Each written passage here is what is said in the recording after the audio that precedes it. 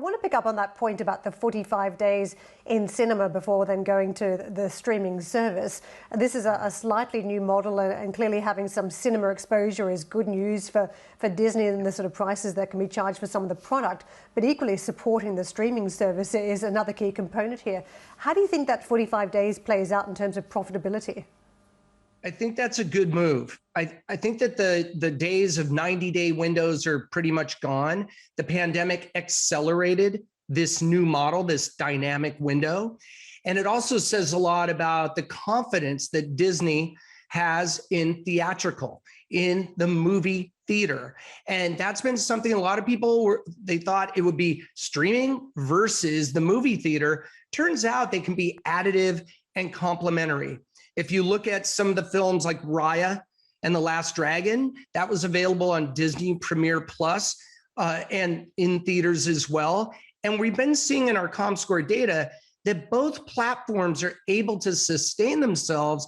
And now that people, things are opening up. Now it's different in every country, every territory is different.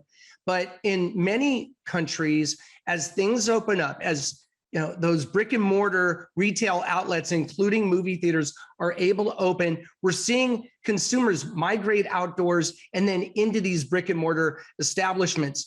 I think for Disney, they are, with their brands, Lucasfilm, Pixar, Marvel, of course, and Walt Disney Feature Animation, they bring so much to bear in terms of the film content.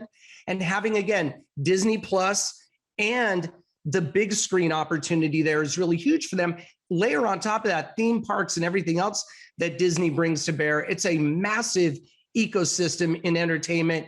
And look, we're still coming out of this thing. We're still now seeing definitely a bright spot here with more theaters opening. And I think people are just raring to get outside. And I think Disney, they really are a brick and mortar company, if you think about it. Theme parks and movie theaters where people go to see their movies are very tactile. These are destinations for people. But then they have Disney Plus, which couldn't have come at a better time for them ahead of the pandemic. Yeah, Paul, let's talk about Disney Plus for a moment and the whole streaming service then, because Netflix showed us that there's been a tipping point reached in the pace of subscriptions. And my question is this just a reflection of the shift in lockdown subscriptions that would be natural as the reopening takes place? Or does it reflect a paucity of new content to continue to drive excitement around subscription? Yeah. That's a great question. I think part of it is that whenever you get a new subscription service, it's like this bright, shiny object that you just can't wait to go through and watch everything. But then over time, I think it stabilizes for people, both in terms of what they want to spend. And remember too, even if you're paying a basic subscription cost for a premiere access to a first-run movie might be an additional $30. So consumers are watching their pocketbooks as well. And there are so many streaming services that it becomes daunting for people to figure out what's on which streaming service, what content, and how they're going to find it sometimes becomes a challenge.